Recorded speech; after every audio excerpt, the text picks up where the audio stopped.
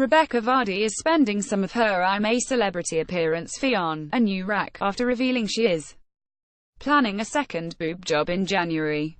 Speaking to Georgia Toffate, she looked down at her breasts and said, "I am going to get them redone in January next year."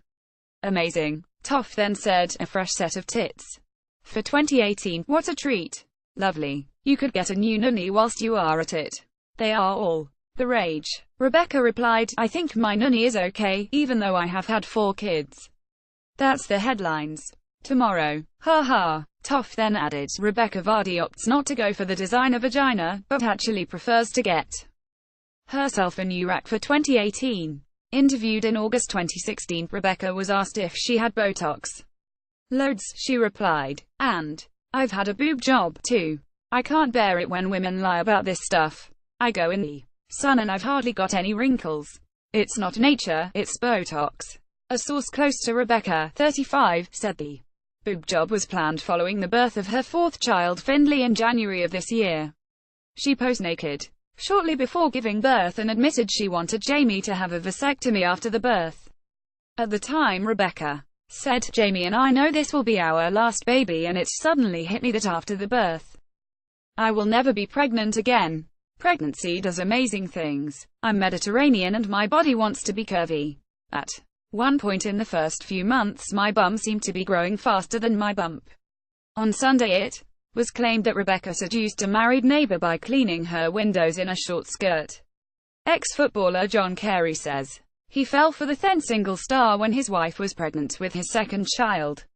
John, who used to be an apprentice footballer at Brighton, said the 2067 fling in Witney, Oxfordshire, was the final straw in his marriage to Sam King. He said, "Rebekah always flirted with me. She used to deliberately do stuff to grab my attention, like cleaning the windows in a really short skirt. We got closer and closer through chatting.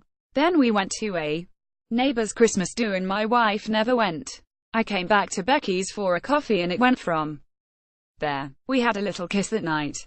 She had just split from her first husband, so it felt like we had a lot in common. This went on for months. After work I'd park in woods behind our road and nip into her flat for a few hours before going back to my car and home." Sam quizzed me about it all, but I was in denial. The way Rebekah was acting around me, flirting, giving me all this attention, I couldn't help it.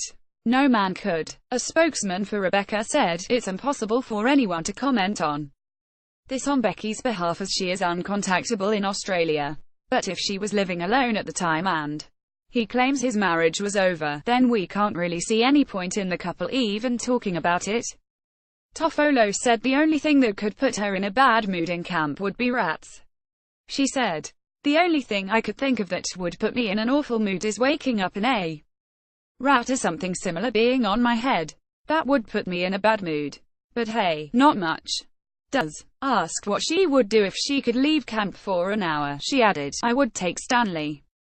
We would go to Subway and get a 6-inch tuna, which would be delicious and probably his first Subway.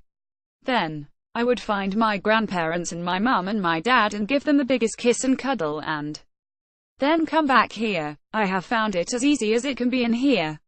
It is worlds apart from being at home. I just love looking up and seeing we are in the jungle and the sounds and the smell. But the hardest thing for me has definitely been the food. But with regards to what is happening at home, it is not having all your bits and bobs, like going in the shower and doing your hair. We don't have a hairbrush or anything. It would be a crossover between food and the beauty routine.